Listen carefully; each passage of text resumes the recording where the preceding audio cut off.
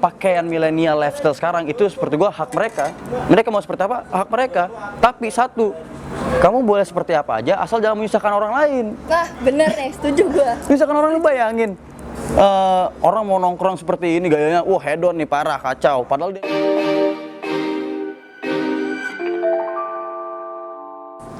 Oke guys, jadi hari ini gue sedang bersama dengan Pras Ashari Lubis. Dia itu seorang mahasiswa dari UHAMKA dan juga sekaligus guru dari 3 bahasa. Wow, jadi Pras ini bisa menguasain bahasa Arab, Inggris, dan bahasa Indonesia. Pras juga dia bekerja sebagai di penyewaan rental outdoor di Pemuda Petualang. Jadi gimana? Katanya hobi itu mountaineering ya, suka di kaki gunung. Itu daki gunungnya daki gunung kayak gimana gitu? Ya alhamdulillah sih dapat jati diri, punya hobi sebagai pendaki gunung ya. Bangga juga sih sebenarnya. Jadi dari pendaki gunung itu gue bisa mencari inspirasi untuk membuka penyewaan outdoor dan lain sebagainya. Jadi ketika itu gue bisa berkecimpung dengan Pemuda Petualang itu awalnya ketika gue diajak sama teman-teman gue sih. Diajak sama teman-teman gua, teman lingkungan lah, lingkungan rumah kan, diajak teman-teman lagi gabut kan, diajak teman-teman, ayo Pras, ikut naik gunung. Ayo naik gunung tuh gua. Pas gua lagi naik gunung, awalnya sih capek banget ya. Orang ngiranya naik gunung enak. Pertama kali perspektif gua tuh tentang naik gunung tuh enak banget tuh, Dip. Yeah. Pas gua udah nyoba, ternyata gila, beda dari yang gua bayangkan. Dan capek. Perlu banyak perlengkapan. Iya, capek iya, lapar iya, kesabaran banget diuji. Setelah gue kayak gitu, ketika gue udah naik ke puncak, alhamdulillah, buset, bukan main indahnya bukan main, iya. Jadi semua kecapean gue yang di sebelumnya itu terbayar ketika gue udah sampai di atas gitu. Nah disitulah gue mulai suka dengan namanya mountaineering gitu. Nah tapi ada hal yang menarik nih menurut gue nih. Lo itu kan jago komunikasi ya. Iya. Di kuliah itu ilmu komunikasi jurusannya. Tapi hobi itu mountaineering. Dan lu bisa jadi guru bahasa gitu. Gimana caranya tuh? Jalan. Sebenarnya untuk gua mountaineering tuh pasti butuh modal ya. Gue bisa ke guru karena mengajar itu menurut gue itu adalah prioritas kebutuhan gue. Gue harus bisa mengajar orang-orang supaya gue dapat ilmu yang bermanfaat gitu. Dan lu dapat bahasa Arab itu dari mana? Nah, gue dapat bahasa Arab dan bahasa Inggris itu berawal dari lembaga gue sebelumnya. Gue ikut lembaga yang dimana lembaga itu tersebut mengajarkan gue bahasa Inggris, bahasa Arab, sehingga gue bisa mengamalkan kepada orang lain gitu, Dip. Dari mengamalkan itu, ternyata gue dapat hobi nih naik gunung. Ketika gue naik gunung, ya alhamdulillah ya kan, gue dapat modal dari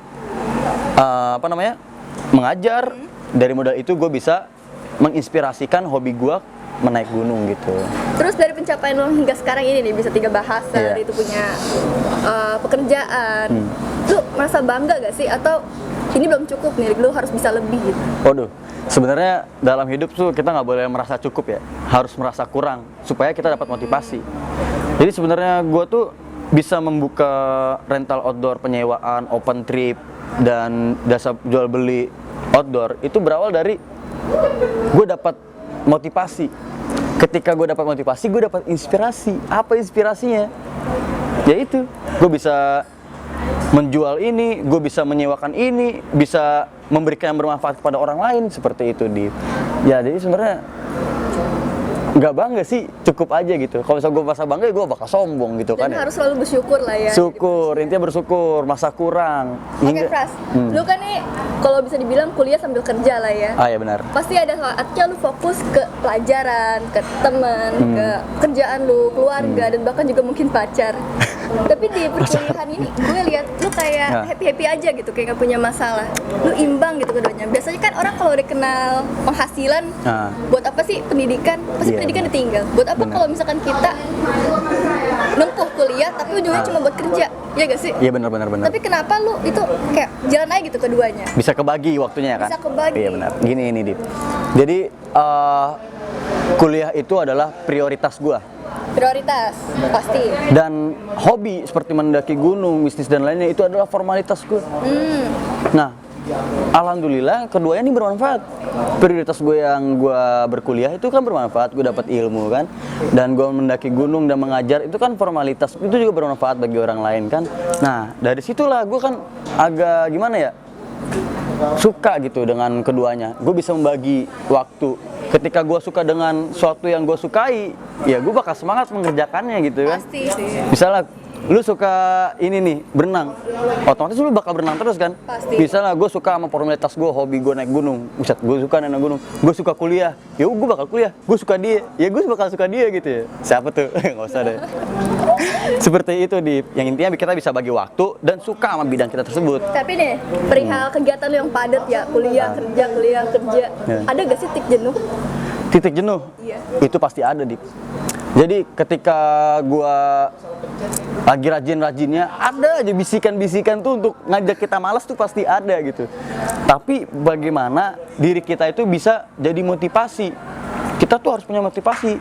Misalnya motivasi saya nih, motivasi gua nih orang tua gua nih. Set, gua harus dapat inspirasi. Gimana caranya gua bisa membanggakan orang tua gua? Inspirasinya apa? Ya gua harus berjuang, gua harus berusaha, kuliah yang bener, gua harus mencari inspirasi lain supaya gue bisa membanggakan kedua orang tua. Kalau misalnya kita hidup nih nggak ada motivasi, ambiar, iya, kosong nyari bunyinya, nggak ada motivasi ya rebahan aja kayak corona sekarang nih, rebahan mulu. Oke, Pras. Ini menarik juga sih. Kan kita sering lihat lah ya anak-anak milenial sekarang kayak gimana dia. Dia itu pakai barang-barang branded, pakaian yang keren, begitu juga gayanya dan cara bergaulnya itu mewah banget. Wah. Tapi ternyata di balik itu semua bukan punya mereka. Mereka tuh minjem barang dari temennya kah, atau minjem uang dari keluarganya bahkan. Mereka bergaya tidak sesuai kemampuannya. Menurut lo nanggepin kasus ini gimana sih? Itu orang itu, menurut gue dia nggak punya motivasi. Kenapa tuh?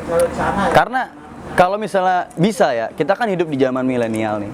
Otomatis kita bakal ikut dengan lingkungan. Misalnya kita bergabung dengan orang yang ikut parfum, kita bakal wangi ya kan? Kita bergabung dengan orang modern, kita bakal ikut modern ya kan? Nah, sebenarnya dalam hal ikut-ikutan tersebut itu salah sih menurut gue. Dimana kita tuh harus menemukan jati diri gitu, Dip. Kalau misalnya jati diri lo misalnya jati dirinya shopping misalnya, jati dirinya suka dengan seperti membaca, otomatis kita menggunakan fashion membaca kan, apa aja fashion membaca, kita menggunakan kacamata, kita menggunakan hal yang rapi supaya kita bisa fokus tidak mencium bau-bau saat membaca gitu kan. Nah seperti itu sama halnya sekarang.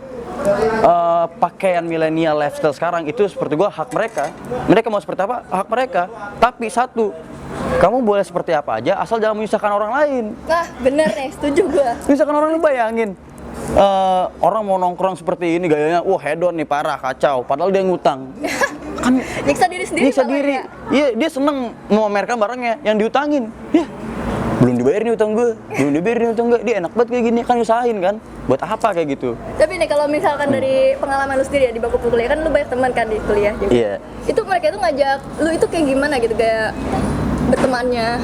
Gaya berteman ya? Ya apakah lebih sering ke belajar atau lebih sering jalan-jalan?